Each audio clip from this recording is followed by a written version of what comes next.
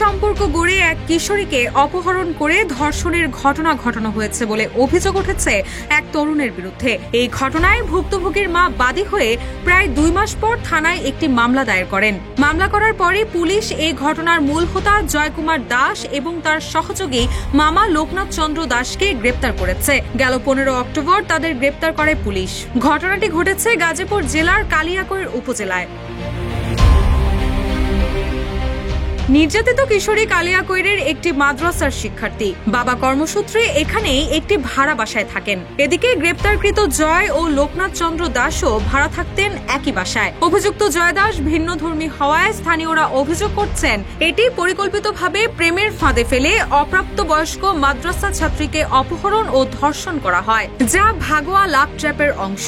এছাড়াও অভিযুক্তদের সর্বোচ্চ শাস্তির দাবিতে 19 অক্টোবর গাজীপুর আদালত প্রাঙ্গণে আয়োজিত মানববন্ধনে স্থানীয় আলেম ওলামারা বিক্ষোভ করেন। প্রশাসন সম্পূর্ণ প্রেমের প্রলোভন অথবা বিভিন্নভাবে একটা মেয়েকে বিভিন্ন লোভ দেখানোর পর তাকে সাভারের নবীনগর নিয়ে যায়, নিয়ে ওইখানে জোরপূর্বক ধর্ষণ করে। তার যে টিকটক আইডি আছে সেখানে আমরা সেই ভিডিওগুলোতে দেখা যাচ্ছে যে সে মুসলিম মেয়েদেরকে ধর্ষণ করবে, এরকম কিছু সে অঙ্গভঙ্গি করতে চায়। আমরা গাজীপুরের ওলামা ইকরাম স্পষ্ট আজকের প্রোগ্রাম থেকে ঘোষণা করেছি, যদি গ্রেফতার করে জামাই আদর করে তার পক্ষে কোনো অবস্থান নেওয়া হয়, এই দাবানল সারা বাংলাদেশের মধ্যে ছড়িয়ে দেব ইনশাআল্লাহ। অভিযুক্ত জয়ের সোশ্যাল মিডিয়া অ্যাকাউন্ট পর্যবেক্ষণ করে একাধিক বিতর্কিত ভিডিও ও পোস্ট পাওয়া গেছে। একটিতে দেখা যায় তিনি ধর্ষকের ভূমিকায় অভিনয় করছেন এবং তার সামনে দাঁড়িয়ে আছে মুখ বাঁধা এক নারী। তাছাড়া তার প্রোফাইলে তিনি নিজেকে একটি রাজনৈতিক দলের কর্মী হিসেবেও পরিচয় দিয়েছেন।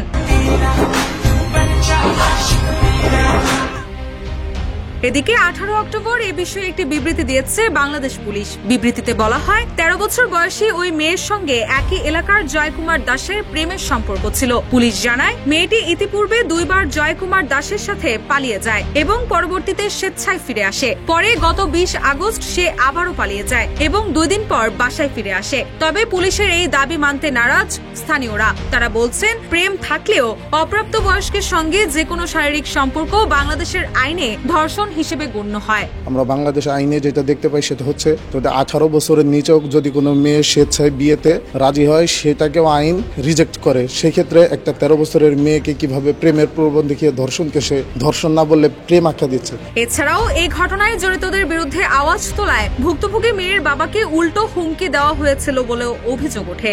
আমার মেয়ে পাওয়ার পর আমাকে হুমকি দিয়েছিল, মৌচাক থেকে পালা লাগবে, আমরা মৌচাকের বাসিন্দার, আপনারা যদি না পালান আর এই বিষয়ে যদি কোথাও কোনো মিডিয়া বা কোথাও যদি কেস করেন তাহলে আপনার মেয়েরও যে অবস্থা করছি আপনারও সেই অবস্থায় করব।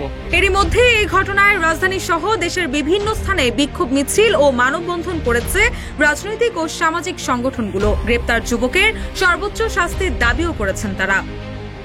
রুশা শোর, নিউজ ডেস্ক, ইত্তেফাক।